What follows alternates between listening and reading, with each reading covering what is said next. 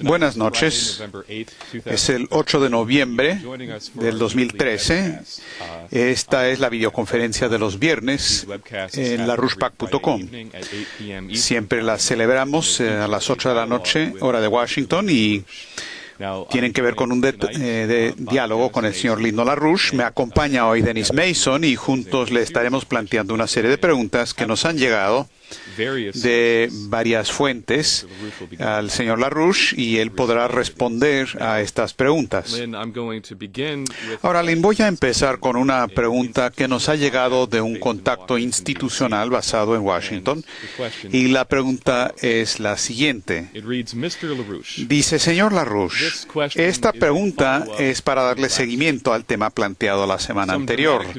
Algunos acontecimientos dramáticos han ocurrido esta semana en el Oriente Medio, incluyendo la revelación de que Arabia Saudita tiene un acuerdo de largo plazo con Pakistán para obtener un arma nuclear, y el avance del que se ha informado en Ginebra de las discusiones de la P5+1. Como usted sabe, el secretario de Estado Kerry ha llegado a Ginebra después de una reunión muy conflictiva en Tel Aviv con el primer ministro de Israel, Netanyahu, y el canciller ruso, Sergei Lavrov, está por llegar a Ginebra el sábado por la mañana para una nueva ronda de conversaciones que puede resultar en un acuerdo interino. ¿Cuál es su evaluación de esta situación y sus implicaciones estratégicas? Esta es una situación y un tema muy complejo, y también es de gran importancia. Puede resultar nada, puede producirse una crisis de diferentes tipos. Ya la gente que está preocupada y que se está introduciendo a estas discusiones, esa gente el número de personas está creciendo, y también van a haber negociaciones tras bastidores. Hay negociaciones peligrosas. Sin embargo, hay que ponerlo en perspectiva, porque ya de por sí la situación es peligrosa aún antes de estas negociaciones. Podría haber una solución técnicamente, posiblemente, porque aparte de lo que está haciendo Israel y el jefe de gobierno de Israel, que es todo un lío, y es un lío mortífero, porque están exigiendo concesiones que no se pueden otorgar. Israel no puede obtener esas concesiones. Ellos tienen que ser un poco más modestos. Además, todos estamos al borde del precipicio de la guerra nuclear. Por lo tanto, las cuestiones secundarias o menores, como los problemas de Obama, realmente no es muy importante en este momento, porque hemos llegado al momento en que estamos al borde de una situación tipo cañones de agosto. Y esto es mucho peor que los cañones de agosto, porque estamos hablando de una confrontación termonuclear. Todo el mundo está involucrado de manera directa o indirecta. Y por el otro lado, esto viene como una posible oportunidad, un momento oportuno, porque como ya tenemos ante nosotros el peligro de una guerra entre Pakistán e India, eso ya está sobre el escritorio. Por lo tanto, cualquier cosa que pueda resolver algunos de estos temas sería muy útil, y quizás eliminar la posibilidad inmediata de la guerra termonuclear. Así que yo no me voy a molestar en preocuparme demasiado, porque ya hemos pasado ese momento. Este es el momento de tomar acción para prepararnos para lo que pudiera ocurrir. Es ahora mismo. Hay que pensar nada más de las naciones involucradas, y es obvio que Estados Unidos está muy involucrado, no solamente por el secretario de Estado, sino otros canales. Yo no sé si Obama está de acuerdo con lo que está tratando de hacer el secretario de Estado. Así que esta es una situación muy, pero gravemente seria, que podría estallar en una guerra termonuclear, y la intervención de Pakistán en contra de India es lo que podría desatar todo. Consideren los países que están en juego en esta situación. Podría ir hacia una guerra global, una guerra termonuclear global. Por el otro lado, si empiezan a conceder ante este idiota israelí que está destruyendo todo por sus propias necedades, él podría ser la chispa que hace que estalle todo el problema. Porque lo que está pasando en la región, todo es tan conflictivo que estamos al borde de una situación de que cualquier crisis en serio podría volverse una confrontación termonuclear. Y una confrontación termonuclear ahora es algo casi seguro si consideramos que China, India, Rusia están involucrados y luego toda una serie de otras naciones, Estados Unidos también muy involucrado. Podríamos tener una guerra termonuclear. No estoy diciendo que lo vamos a tener, pero todas las condiciones están ahí. Y la falta de cualquier indicación clara de una manera en que se pudiera realizar esta negociación, obviamente lo que está exigiendo Israel es una locura. Él está actuando nada más como un provocador, porque no hay nada bueno en el argumento de Netanyahu. Y yo siempre regreso a mis viejos amigos en Israel, que son de otro partido que el de Netanyahu, y ellos han pasado por un periodo de guerras y por fin llegaron a la conclusión: miren, no seamos locos, porque estamos peleándonos con ellos. Lo que necesitamos es la paz. Tenemos que construir nuestra economía. Y yo entré en contacto con ellos de nuevo. Había estado en contacto con ellos hace algún tiempo. Algunas de nuestras personas fueron a Israel y a través de ellos me pidieron que ayudara en estas cosas. No llegó a mucho, pero luego nos volvimos más serios y me involucré de manera bastante seria en eso, pero con el otro partido. Y ellos estaban buscando lo correcto. Y yo me interesé en eso porque pensé que estaban haciendo lo correcto, dado todo el lío del Oriente Medio y los problemas de Israel. Así que es una situación muy peligrosa. No quiero ni implicar que lo voy a exagerar de ninguna manera. Digo nada más que tenemos dos alternativas. En un extremo, esto pudiera ir hacia una verdadera crisis profunda, porque Arabia Saudita y los saudíes y también los británicos están involucrados, o por lo menos una facción de los británicos. Y si ellos empiezan a empujar su línea, entonces sí existe un detonador. Y podría ser una guerra termonuclear. ¿Por qué? No por este tema nada más, sino porque la amenaza de una guerra termonuclear ya existe y Obama es uno de los que están impulsando eso, y los británicos, una facción de los británicos, la facción vinculada a los sauditas, son los que están impulsando eso, y ese es el gran peligro. Así es que la gente seria en gobierno deberían ponerse serios. Sabemos quiénes son los provocadores que desean que se desate este tipo de conflicto termonuclear. Lo que tenemos que hacer es juntarnos, aliarnos en contra de ellos para garantizar que ellos no puedan hacer nada, porque si no, muy rápidamente podríamos estar en el conteo regresivo hacia la guerra termonuclear, y eso sí que no lo queremos. John F. Kennedy ¿Sabe? John F. Kennedy, en un discurso que él dio ante Naciones Unidas hace 50 años, dijo que una espada de Damocles nuclear está pendiendo sobre la cabeza de todos los seres humanos en este planeta. Estamos colgados de un hilito que podría cortarse en cualquier momento, y estamos realmente en ese momento en que ese hilo se podría cortar. Quiero elaborar sobre algunos de los acontecimientos de esta última semana. Como la gente vio a fines de la semana pasada, salieron diversos artículos en los medios de China que luego se publicaron y se amplificaron en el Washington Times, donde China dijo públicamente por primera vez que tenían capacidades respecto a una flota submarina con capacidades de misiles nucleares estratégicos.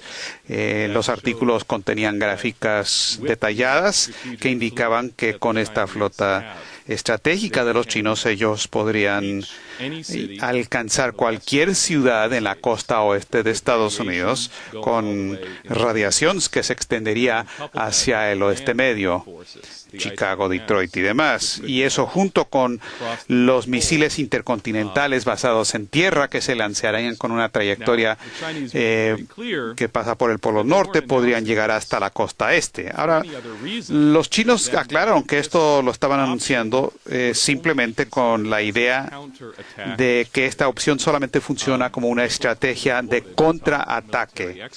El Diario del Pueblo citó a un experto militar chino de alto nivel que dijo: solo si nuestros oponentes utilizan armas nucleares para atacarnos a nosotros, utilizaríamos armas nucleares nosotros para atacarlos. Cierra comillas.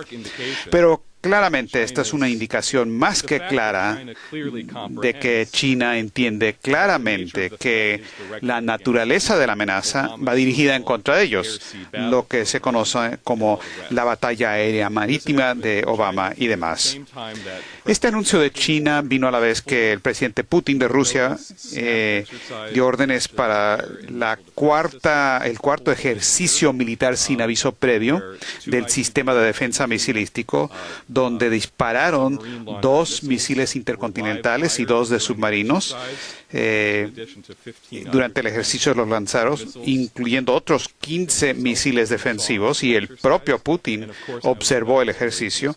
Y ahora tenemos la cuestión de Arabia Saudita, que ellos poseen de facto, tienen control sobre una parte del arsenal nuclear de Pakistán. Ahora, lo que usted dijo la semana pasada, o antes esta semana, el lunes, dijo que los mecanismos para la paz se están desbaratando. La relación usual, normal, entre las potencias principales del planeta está en una fase de desintegración. Y esto tiene que ver con el desplome, la desintegración del sistema económico y financiero en el sector del transatlántico y con el desbaratamiento de lo que usted llama los mecanismos de la paz. Y esto nos está lanzando en una trayectoria hacia la guerra termonuclear. Usted también dijo que solamente es a través de quitar a este presidente del cargo por razones constitucionales, un juicio político, solamente haciéndole eso a Obama podríamos parar este proceso. Y denunció la cobardía del Partido Demócrata y especialmente los demócratas en el Senado, que son los que están creando el peligro de que esta espada de Damocles nuclear podría caer encima de nosotros. Me gustaría que usted elabore sobre este tema. Bueno, es obvio. Primero hay que ver qué es lo que significa Obama, que representa.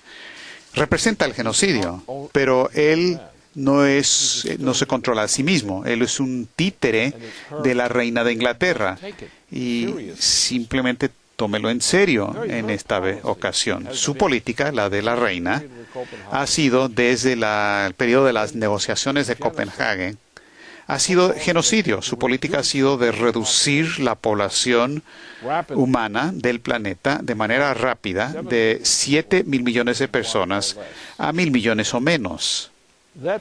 Esa política ahora se está instrumentando con el problema de la cadena de alimentos en Estados Unidos. Esa es la política que se está instrumentando con las otras políticas económicas del presidente Obama. Este presidente ya está comprometido con el genocidio en contra de una gran parte de la población de Estados Unidos. Y hay más. Hemos llegado a una de esas situaciones imposibles. O el Senado de Estados Unidos avanza y le dice al presidente que deje de esas tonterías porque eso va a conducir hacia el genocidio. Pero el problema es que varios de los miembros del Congreso, especialmente el Senado, son tan cobardes o tan necios o tan estúpidos que no reconocen el significado de esta situación. Yo conozco a algunas de estas personas, tengo conocimiento de ellos y es imposible El expresidente, que en un momento era una buena persona, ahora se ha aparentemente enloquecido porque no tiene ningún sentido de realidad, porque está tratando de transar con los transantes y transar con otros transantes.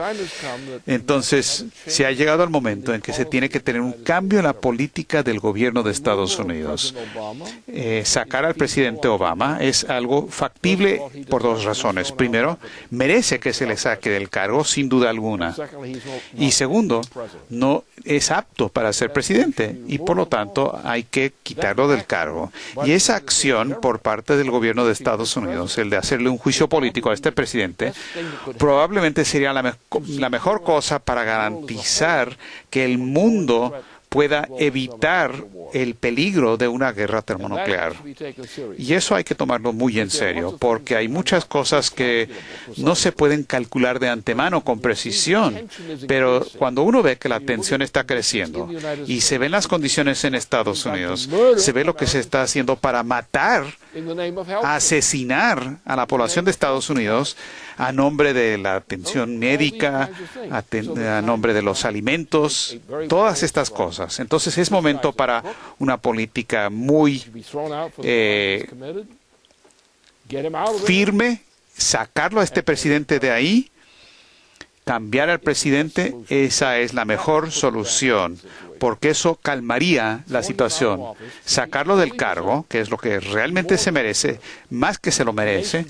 La nación se merece estar libre de este tipo, y eso se tiene que tomar en serio, no como propuesta, sino como una acción de necesidad. Miren, ¿hasta dónde van a aguantar la gente de este país el que se les mate por falta de alimentos o porque no pueden alimentarse a sí mismos porque están dándole alimentos a sus hijos, o que la política de atención médica es imposible? Se están creando condiciones imposibles de genocidio y lo está haciendo Obama. Y luego se atreve a admitir que nos mintió sobre esta misma política. Yo creo que un presidente que se atreve a decirnos que nos ha mentido debería renunciar por mera decencia, o se le debería sacar, expulsar del cargo. Y quiero decir expulsar.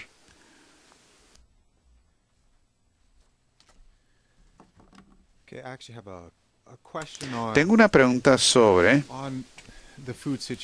la situación de alimentos y el potencial para conflicto civil. Han habido recortes en la política de cupones para alimentos, o lo que se llama SNAP.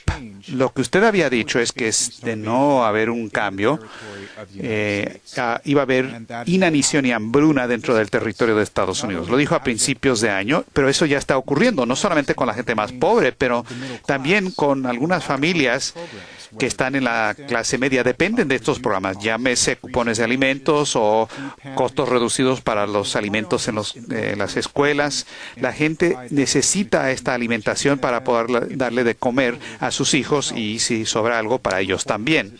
Un informe dice que 1 de cada 7 estadounidenses utiliza el programa SNAP de cupones para alimentos. Aún sin los cortes a este programa, el hecho respecto a la producción de alimentos, ya no tenemos la capacidad para sostenernos como nación, y si seguimos en esta dirección, vamos a perder irremediablemente esa capacidad. Ahora, en este sentido, han habido informes de que puede haber conflicto civil. Hay informes de que el Ministerio del Secretaría del Interior ha estado preparándose para esto, comprando balas y cosas por el estilo.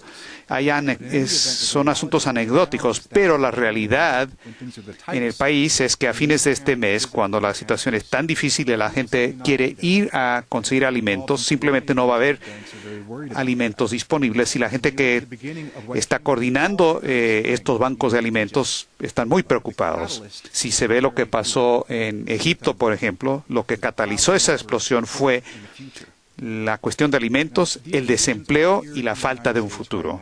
Tenemos esas condiciones ahora aquí en Estados Unidos. En el trabajo organizativo en el país vemos mucha rabia en el país. Así es que ¿puede abordar usted este potencial para una explosión aquí en los mismos Estados Unidos? No me preocupo sobre la gente en Estados Unidos porque ellos de todas maneras se van a ver afectados por esto. No es nada más Estados Unidos. Vean la reducción en el suministro de alimentos en Estados Unidos y en otras partes del mundo. Véanlo. No se preocupen por el caso de Estados Unidos. Eso no se tiene que argumentar. La gente está siendo asesinados en todas partes del mundo. Miren, la muerte básica se concentró en Europa y también en Estados Unidos, con un poco menos de impacto en Estados Unidos hasta ahora, pero ha sido muy fuerte lo que está pasando en Europa. En Italia es peor que en Francia, y ambos son peores que Alemania. Ahora, la única razón por la que Alemania no está tan mal en comparación con Francia y otros países en Europa es porque la economía alemana siempre se ha basado en una economía de exportación. Ahora, ¿por qué tiene que ser una economía de exportación? ¿Por qué hacen eso? Lo han hecho desde Bismarck. Ha sido la política de Alemania. ¿Por qué?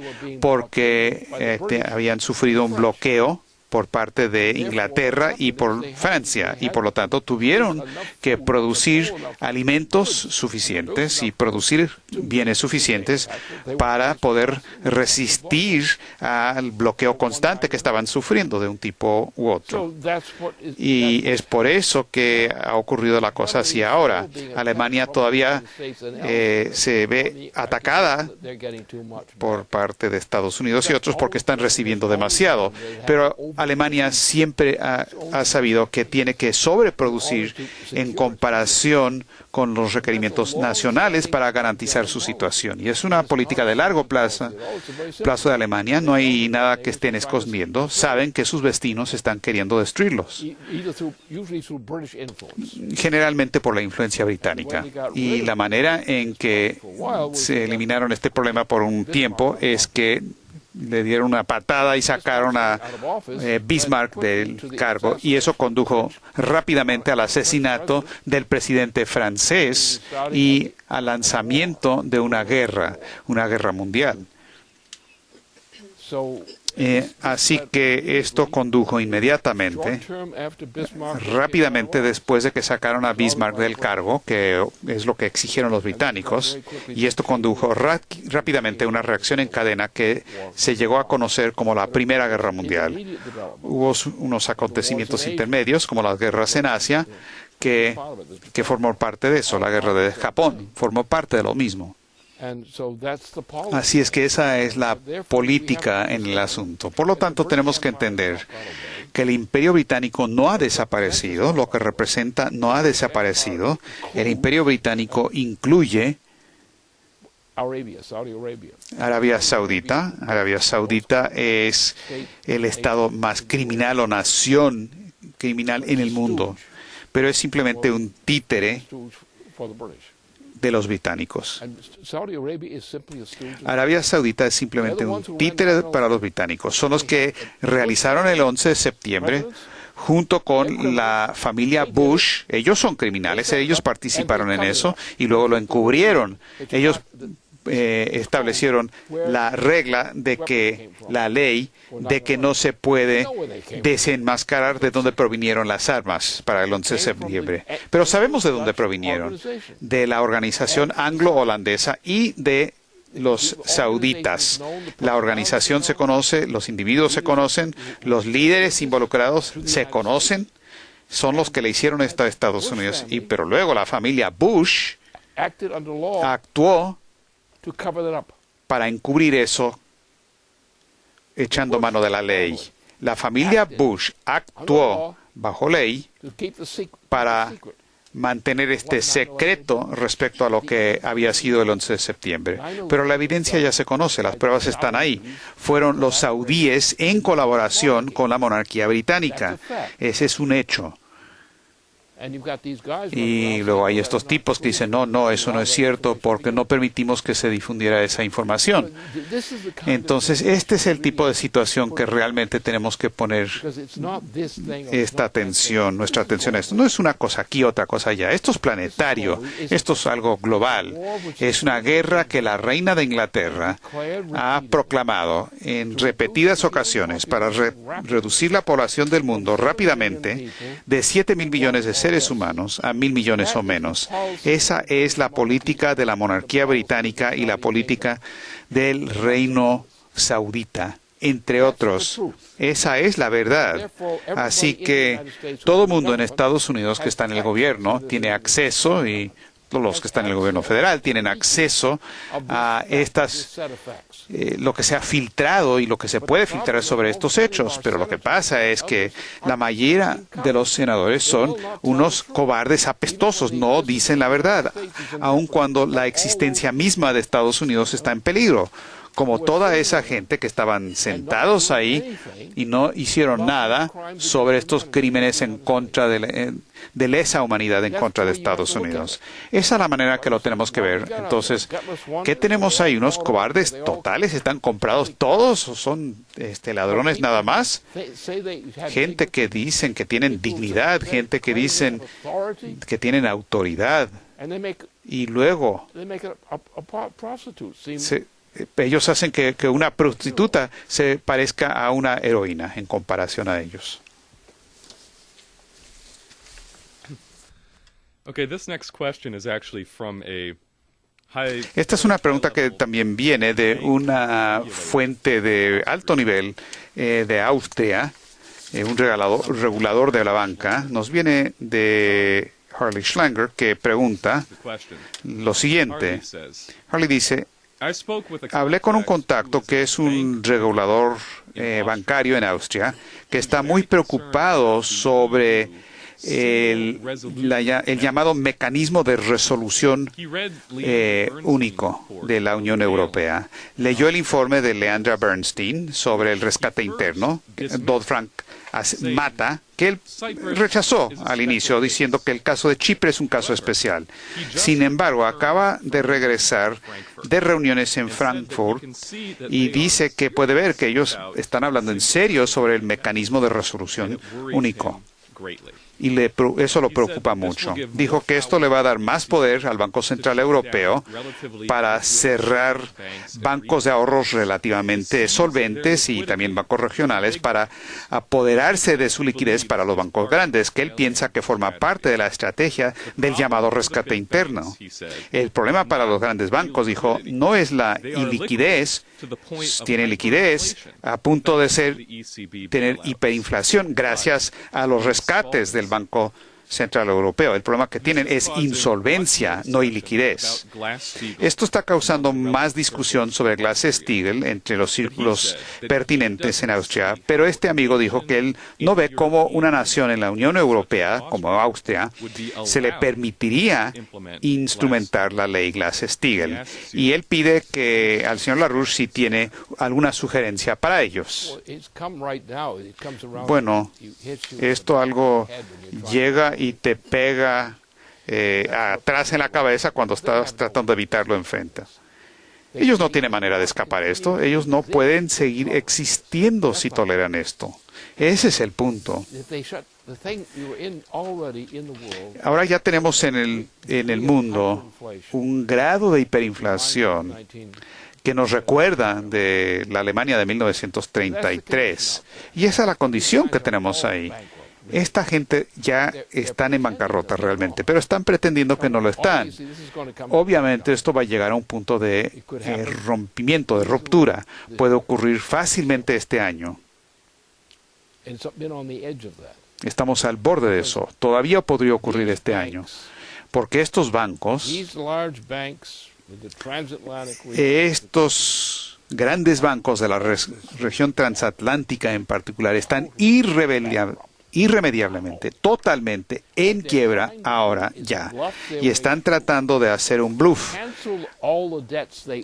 porque para poder quieren eliminar todas las deudas que ellos deben y utilizar los grandes bancos para tomar control de todos los activos financieros que quedan. Y no son verdaderamente activos, pero si son los únicos sobrevivientes, entonces son dueños de todo. Esto nos lleva a la cuestión de la guerra termonuclear. Si uno empieza a lanzar este tipo de política, ¿cuál va a ser la reacción? No hay límites a que las naciones no irían para parar a los que los quieren destruir. Y ahora estamos hablando de la guerra termonuclear. Ahora, vean la situación de la Primera Guerra Mundial, por ejemplo. Eso empezó el primer día que sacaron a Bismarck del cargo. Primero mataron al presidente de Francia. Pero entraron en un proceso de conteo regresivo que condujo inevitablemente a lo que se llama la Primera Guerra Mundial. Estamos en una situación parecida hoy, aunque más avanzada, porque ahora están tratando de matar a una porción grande de nuestra población por hambruna. Esa es la política de este presidente Obama. Es un genocida por intención. Vean nada más sus políticas de atención médica y cosas parecidas. Y uno encuentra que la gente en el gobierno no tienen las agallas para hacer algo para parar eso. Y todo el mundo está en esa situación, con esa tensión. El mundo está en una encrucijada decisiva y lo que pasa en estas negociaciones que están ocurriendo este fin de semana es simplemente un ejemplo de cómo puede estallar la situación. Porque ya tenemos una situación donde los saudíes han creado una situación donde Pakistán podría lanzar un ataque nuclear en contra de la India. ¿Y qué piensan de eso? Ha llegado hasta ese punto. Pero la gente trata de hacer trampas y mentir, hablando de un tema específico que se puede resolver, otro tema ese se puede resolver y así por el estilo. Pero ahora ya se han agotado esas opciones. Estamos en un momento de tensión donde o podemos hacer un cambio radical en la situación o ir hacia la guerra termonuclear. Y si uno ve la manera en que se inició la Primera Guerra Mundial, fueron los cañones de agosto y según los mitos no tendría que haber ocurrido eso. Lo mismo con Hitler. Supuestamente no iba a ocurrir con Hitler. Y los banqueros británicos dijeron que Hitler era el bueno. Entonces es esta falsedad, esta decepción, donde los pobres estúpidos aceptan que se les confunda y casi todo el mundo pierden todo. Y terminan en una situación imposible. Y estamos en esa situación ahora. O tendremos un cambio radical como del tipo que yo aprobaría, y rápido, y muy rápido, muy pronto, o nos vamos a ir al infierno. En eso estamos. Y estamos viendo eso con las negociaciones, con lo que estamos viendo en respecto al Oriente Medio en este momento. Estamos al borde del precipicio de un estallido de la guerra general bajo condiciones termonucleares. Y cuando se llega a este nivel, no hay más opciones para negociar. Uno tiene que hacer algo para cambiar esta situación de manera repentina. Y eso quiere decir que uno tiene que mandar a la bancarrota cosas que no merecen tener dinero y no deberían estar ahí. ¿No?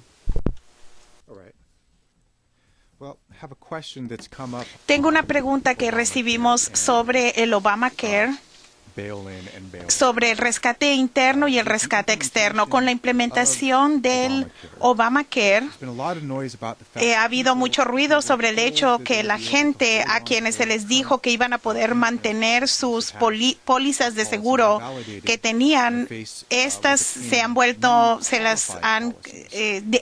les han indicado que tienen que obtener nuevas pólizas y que podrían mantenerlas al mismo precio, pero eliminando muchos servicios, o si quieren obtener bastante cobertura, tienen que pagar, se les va a incrementar el pago. Y esto es como para usar el Obamacare como una manera en que el gobierno va a financiar a las compañías de seguro médico, en donde millones de personas que están cubiertas y millones más que se espera que tienen que recibir, tener las nuevas pólizas. Nosotros estimamos, EIR, que 130 mil millones de dólares al año es un rescate abierto que las compañías de seguro van a recibir, y aquellas personas que no califican para los subsidios que el gobierno va a dar van a tener que pagar estas pólizas de sus propios bolsillos, y eso va a ser un rescate interno donde a la gente se le va a robar sus activos para sostener al sistema financiero. Y también hay cálculos donde alrededor de 300 mil millones de dólares va a llegar a los cofres de las compañías de seguro como consecuencia del Obamacare. Cuando agregamos la destrucción del sistema médico, el cierre de hospitales, el que se corren a doctores y la excusa que nos dicen es de que es necesario para que se obtengan ganancias y sea sustentable, estamos viendo lo que es una expresión real y física de lo que condenamos y procesamos en Nuremberg después de la guerra, en donde cuando los acusados trataron de defenderse diciendo que seguían una política, el veredicto se les dijo era: sabían o debieron saber, simplemente llevar a cabo órdenes que se les dan no te absorbe de la moralidad o de tu criminalidad, pero esos son los efectos. El recortar el servicio médico es un efecto. Los rescates internos y externos. La pregunta para usted es cómo efectivamente vamos a la raíz del problema. Es algo simple, pero vamos a tener que... No hay razón de por qué tenemos que rescatar y subsidiar a ninguna de estas instituciones financieras que están llevando a cabo esta política. Si estos bancos se van a la quiebra, si no son bancos de ahorro o bancos regulados, si son especulativos, no hay nadie en el mundo que les debe dar nada. Hay que llevarlos a la quiebra, hay que cerrarlos. No los necesitamos. Sí necesitamos otro tipo de bancos, y tenemos ejemplos de esos, que son los bancos normales, son los bancos estadounidenses típicos. Estas instituciones que en esencia son bancos de ahorro y crédito y que tienen funciones como financiar proyectos, eso sí necesitamos.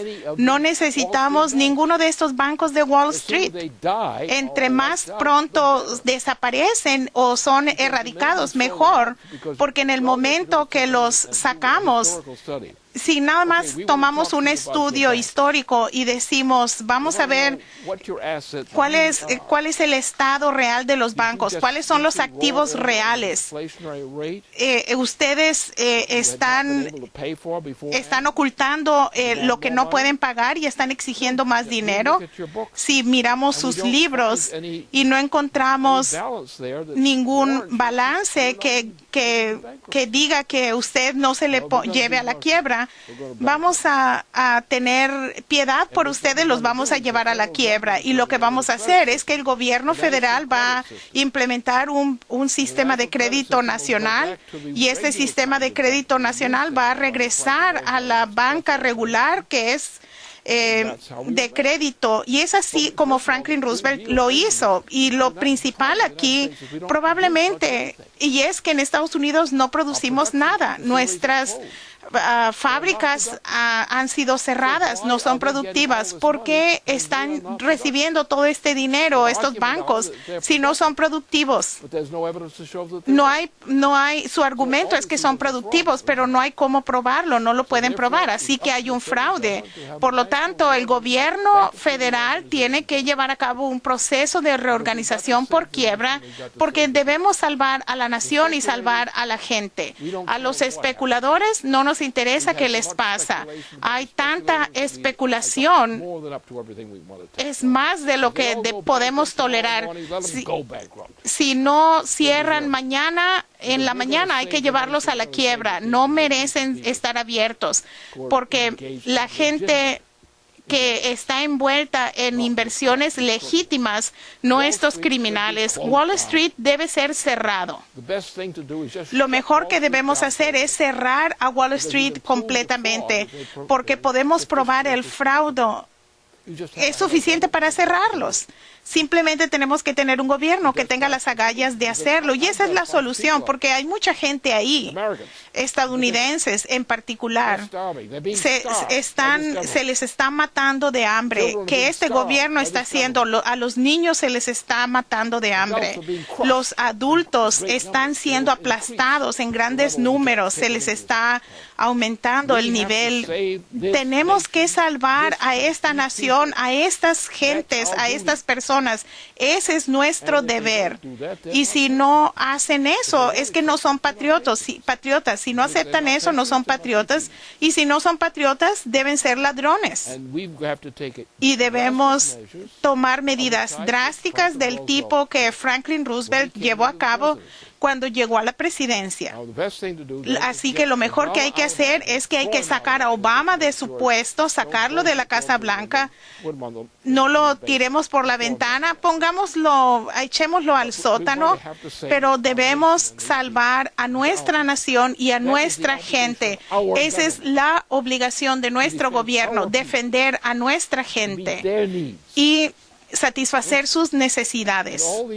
Y todos estos miembros del Congreso, etcétera, que tienen otra idea diferente, deben abandonar su postura calladamente y vamos a encontrar a la gente que los va a reemplazar. Porque la cuestión aquí es si esta nación va a sobrevivir. Si la nación, la gente puede sobrevivir. Ahorita yo creo que no podrían sobrevivir. Sin embargo, si echamos a estos ladrones, a estos especuladores, que es la misma cosa, si los echamos, podemos reorganizar todo, pero debemos implementar la producción, debemos empezar a producir alimentos, que Obama ha destruido la habilidad de producir alimentos en Estados Unidos y ahora quiere matar a los niños de hambre. Esto es simple. Lo que se debe hacer es usar la Constitución y decir simplemente nadie debe eliminar esta Constitución. Pensaron que lo iban a hacer, pero bajo nuestras leyes no se puede. No se puede eliminar nuestra Constitución. Pero van a tener que tomar responsabilidad de lo que han hecho y tienen el mecanismo que usan. Eso es importante de lo que está haciendo Snowden. Aparentemente lo que está haciendo, él simplemente está revelando los crímenes que el gobierno estadounidense está ejecutando sobre el pueblo estadounidense. Es puro robo y todo se está revelando y se quejan de que se están revelando nuestros secretos. ¿Cuál secreto? Bien, estamos robando. Y se les está desenmascarando. Eso es lo que están diciendo. Se quejan. ¿Por qué no producimos más alimentos? ¿Por qué estamos produciendo menos alimentos? ¿Por qué ustedes toman comida y la están volviendo etanol por el proceso para poder que los vehículos, los efectos están allí? Hay una abundancia de los hechos que se necesitan para probar el caso de por qué este presidente debe ser echado de su cargo.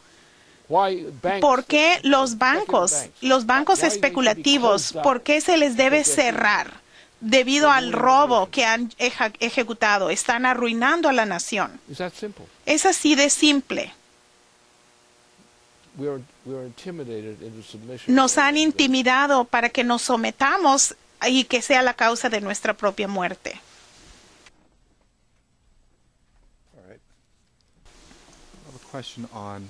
Tengo una pregunta sobre el tener las agallas y la intimidación y la institución de la presidencia. Esta semana tú has enfatizado que estamos en el aniversario del asesinato del presidente John F. Kennedy, que el enfoque no debe ser el hecho per se que fue asesinado, pero el por qué. ¿Por qué fue asesinado? ¿Por qué no se evitó?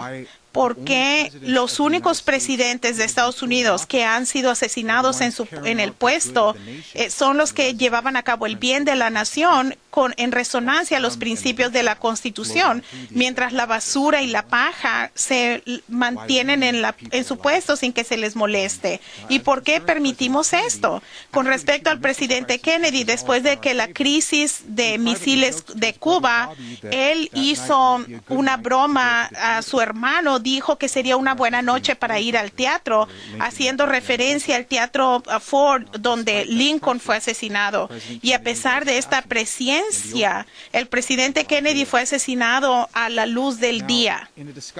En una discusión anoche, tú enfatizaste que bajo su gobierno, Estados Unidos restableció la soberanía. Y esto, si era o menos consciente a la gente, eso fue un hecho.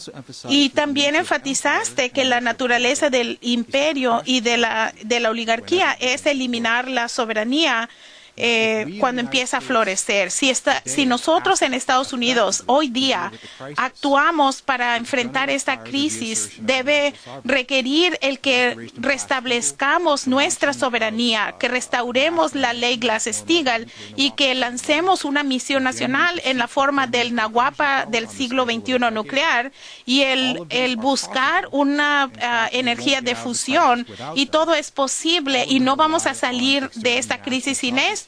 Y todos son llevando a cabo la soberanía nacional y los intereses del pueblo de Estados Unidos.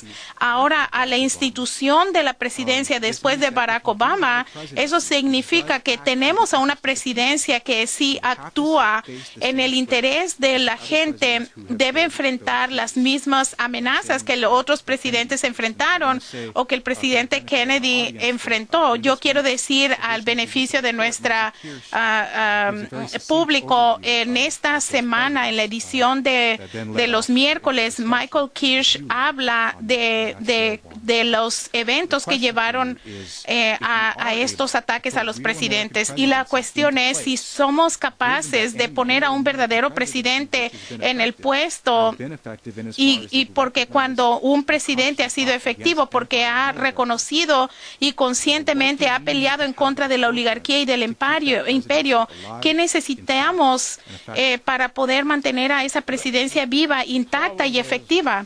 El problema es que no estamos haciendo lo que debemos hacer. Los hechos de la historia, todos se encuentran a la mano, los hechos esenciales, suficientes para entender lo que sucedió. ¿Qué sucedió? Estados Unidos, lo que iba a volverse Estados Unidos en Massachusetts, logró la independencia y era la economía más progresista en el mundo. La colonia de la Bahía de Massachusetts bajo los primeros colonos. ¿Y qué pasó? Es que la operación anglo-holandesa, que fue la tiranía holandesa que aplastó a la colonia de la Bahía de Massachusetts y aplastó a esa colonia. Una vez que la aplastaron, el mecanismo de la soberanía de la colonia, entonces empezaron a desmantelar todas las partes de esa economía. Y después peleamos a través de una gran pelea, etcétera, con grandes líderes como Benjamin Franklin. Y obtuvimos la soberanía en forma, pero mientras tanto, el imperio holandés tomó el control del reino británico y le cambiaron el nombre y le llamaron al imperio británico. Antes era la operación holandesa, que era el imperio original, y todavía es. Así que lo que estamos enfrentando es una tiranía internacional la tiranía anglo-holandesa, y es una tiranía. Ellos ejecutan genocidio, usan todos estos elementos para controlar, y solamente como quería lograr Nicolás de Cusa de cruzar el Atlántico, el cruzar el océano Atlántico es lo que nos llevó a la protección de Europa de un desastre mayor del que había sucedido originalmente. Ese era el caso, y lo que nosotros logramos nuestra soberanía, por lo menos nominalmente, y nuestra constitución, pero mientras tanto, lo que sucedió es de que al principio del siglo XVIII, el sistema anglo-holandés de imperialismo que se había tomado el control de India y otros lugares como ese, crearon una gran cantidad de riqueza sintética por sí mismo y empezaron a parasitar al mundo. Y lo que sucedió en particular en Norteamérica, especialmente en la segunda mitad de ese periodo,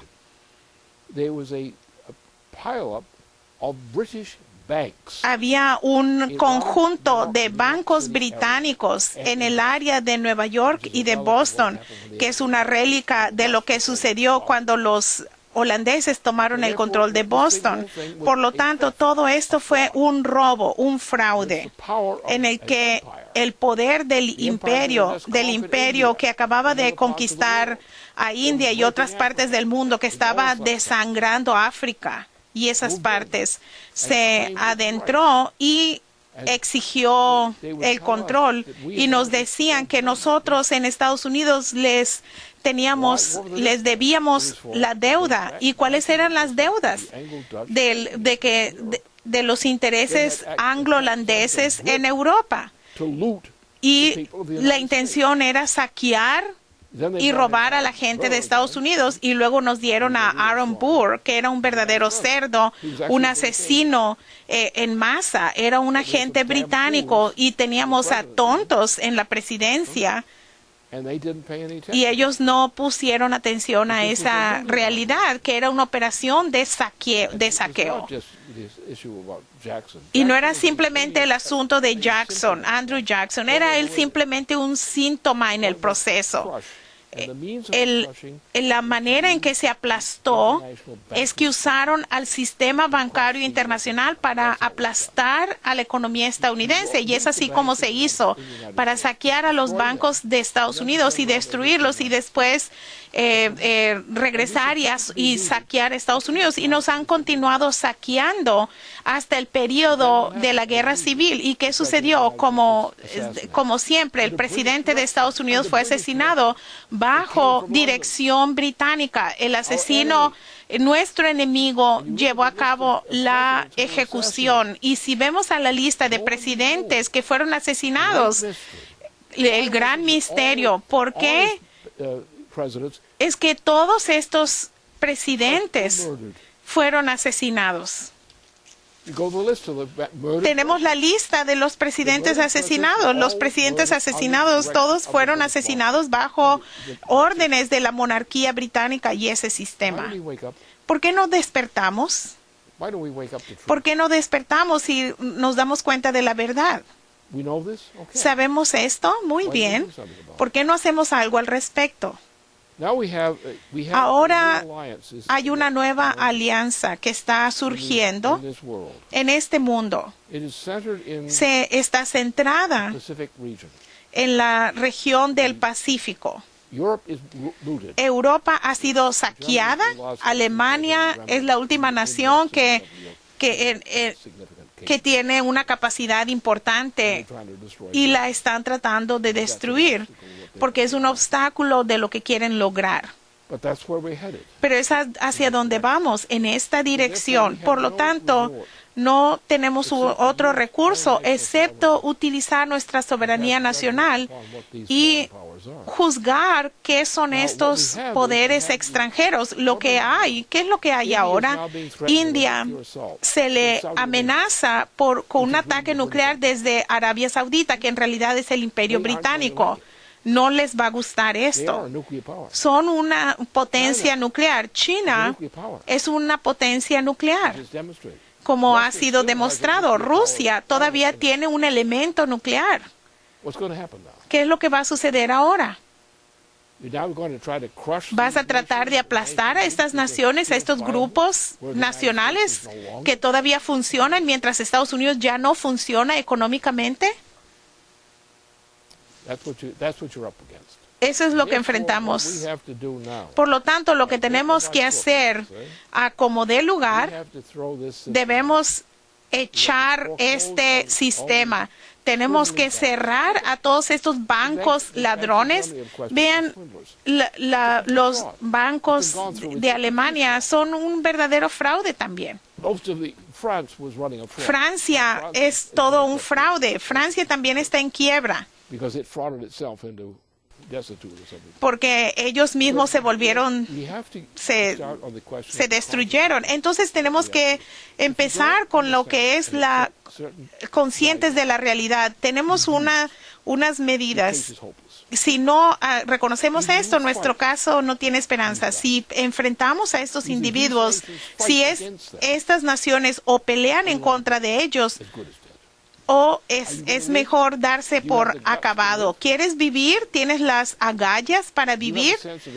¿Tiene usted un sentido de la inmortalidad, un sentido de que la vida puede terminar, pero lo que uno ha hecho para los que vienen, para la humanidad? No se tiene ese tipo de agallas en la gente, no se encuentra esa gente, y ni hay la idea de lo que pueden ser, de lo que pueden hacer.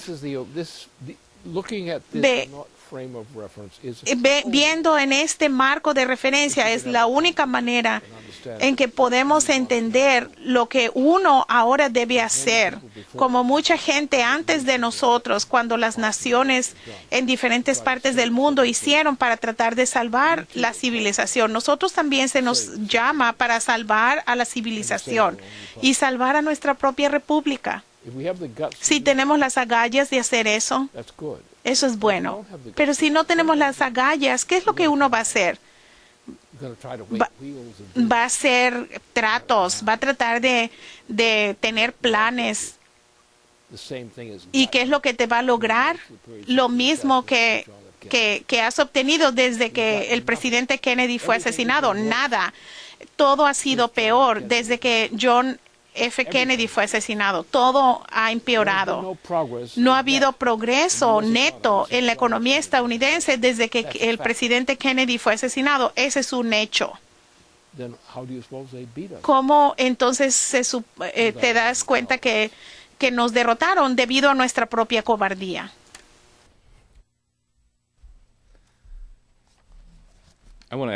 Quiero hacer la última pregunta.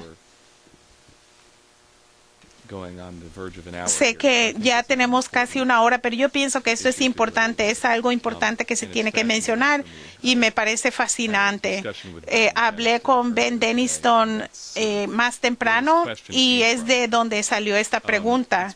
Se basa en un estudio reciente que se publicó que propone que el riesgo de una impacto de un asteroide que arrase a una ciudad del tipo como el que estalló sobre Chelyabinsk es mucho más elevado de lo que se creía. Según los estimados que se aceptaban antes, hay alrededor de 20 millones de estos asteroides que son de la escala del que estalló sobre Chelyabinsk, que son objetos cercanos a la Tierra. Ahora estos estimados se han aumentado de entre 60 a 200 millones de estos objetos cercanos a la Tierra. Eso significa que los científicos lo que aceptaban, el estimado de la frecuencia de estos asteroides que golpearían a la Tierra y arrasarían una ciudad, se equivocaron casi un orden de magnitud. Y eso significa que la tasa real de un golpe debe ser una orden de magnitud mayor de lo que se pensaba antes. Obviamente este no es un estudio definitivo, pero lo que es interesante es que este es un estudio que se ha llevado a cabo de acuerdo a un nuevo método que llevaron a cabo un grupo de científicos internacionales después del impacto sobre Chelyabinsk. Cuando los estudios anteriores calculaban que el número de asteroides hacían un análisis del telescopio, usando el telescopio de lo que uno podía ver en el espacio, o también otro método era los impactos lunares visibles en la superficie de la Luna en un periodo de tiempo. Así que este estudio se basa en información de infrasonido que se ha acumulado, que los militares han acumulado en las últimas décadas como parte de un programa para saber las pruebas nucleares en la atmósfera, y basada en esta información, la frecuencia de objetos del tamaño de Chelyabinsk que nos golpearían es más frecuente de lo que se había visualizado antes. Y yo creo que esto es fascinante en muchos niveles. Primero, indican que no se puede basar en un tipo único de instrumentación para hacer un mapa de este tipo de fenómenos. Segundo, presenta una anomalía que los autores del estudio dicen sugiere mucho más de que no hay un equilibrio en el flujo de impacto de asteroides cercanos a la Tierra. En las últimas décadas se han tomado este promedio es superior a los impactos en el pasado, es probablemente diferente en este periodo de tiempo. Así que si eso es verdad, la pregunta ¿por qué sería así? Y hay otros indicios de la evidencia de ese tipo de anomalías que aumentan en la historia. Un científico que es muy conocida, que se llama Dan Yeomans, que es uno de los principales expertos del laboratorio de propulsión a chorro, dice que hay un precedente histórico de que sugiere que había un aumento de colisiones de meteoritos en 1840 al 1880 por encima de lo que era el promedio. Y esta información que se conocía en el momento, en ese tiempo, por los científicos en el siglo XIX, de 1840 a 1880, esta información es confirmada por un conjunto de información de los astrónomos de China y otro de los astrónomos de Europa de ese periodo. Yeomans hace la pregunta, ¿pudo haber un cambio en la tasa del flujo de impactos de meteoritos? Así que la pregunta que se debe hacer, si en verdad hay unas anomalías periódicas de este tipo, ¿no indicaría esto una estructura más organizada de la dinámica de estos asteroides de lo que se asume que es basado en en la teoría de gases? ¿Podría ser este flujo de la frecuencia de que hay más que pasan en un periodo de tiempo, se podría usar para descubrir un proceso más organizado que sucede en el espacio intrasolar? Y si uno entiende esto, nos permitirá tener un control sobre estos objetos como un proceso, en lugar de tratar de controlarlos cada asteroide uno por uno. Y obviamente la pregunta que sigue es ¿qué es lo que le da a la humanidad como una especie la habilidad de tener un control eficiente suficiente sobre un volumen de espacio tan grande. ¿Y qué es lo que dice sobre lo que es la especie humana? Puede significar muchas cosas, puede ser una combinación de cosas también. La cuestión es, ¿hay una característica voluntaria a esto? Puedes encontrar una característica que es única, voluntaria. Hay otro tipo de cosas que no podemos atribuir a esto. Es una de las primeras cosas. La otra cosa es, como esto es sobre un periodo de tiempo, ¿quién haría esto? ¿Quién está allí que podría hacer esto? Yo no excluiría eso. Primero que nada, no excluiría eso, porque sería falso. Si no sabe uno algo, no lo sabe. Y si no sabe qué estaría haciendo eso allí afuera, no sabemos de lo que estamos hablando. La otra cosa es tratar de saber qué es lo que se está haciendo a una escala mayor que simplemente en el espacio solar. Es como resultado, ¿qué es lo que está fuera del sistema solar? Lo que eso significa es que debemos empezar a tener objetos, instrumentos allá para determinar si hay ese tipo de cosas, si son arbitrarias. Si hay un periodo en el que en el sistema solar hay un estrato y en el que periódicamente estas cosas están ahí. Obviamente debemos ponernos a trabajar y darnos cuenta que algunos de nuestros principales científicos en la última generación, en el último siglo, y hay que investigar cuáles son, hay que tener estos artefactos que investiguen y que hay que hacer una investigación para ver qué es lo que está sucediendo allá. Y mientras tanto, hay que hacer un mejor trabajo sobre lo que enfrentamos, incluso si cuando estas cosas suceden, tenemos ese tipo de incidentes. A mi parecer, tal vez se están refiriendo a esto. Debemos ir allá, al espacio, y debemos no tratar de poner gente, llevar a la gente a Marte, pero hay que poner artefactos en Marte e instrumentos y desarrollar instrumentos que podemos desarrollar desde la Tierra y llevarlos a Marte y tener un sistema y que puedan observar cosas como estas. Debemos poner cosas allá, como yo he propuesto. Hay que lanzar cosas y sostenerlas y tener control. Tenemos que supervisarlas y vemos qué podemos encontrar. Obviamente, el hecho de lo que ustedes han hecho referencia es que es suficiente para hacer esto. Y si dicen no lo podemos hacer debido a la economía, pues todo lo que tenemos que hacer, hay que cerrar a los bancos ladrones. Pero debemos organizar, debemos ser más serios sobre el papel del hombre en el sistema solar. Yo pienso que no podemos hacer más que eso, pero ciertamente podemos hacer mejor trabajo del que hemos hecho hasta el momento.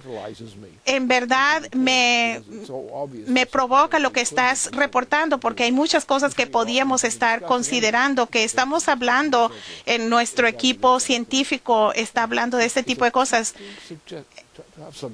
Es un tema que da mucha tentación.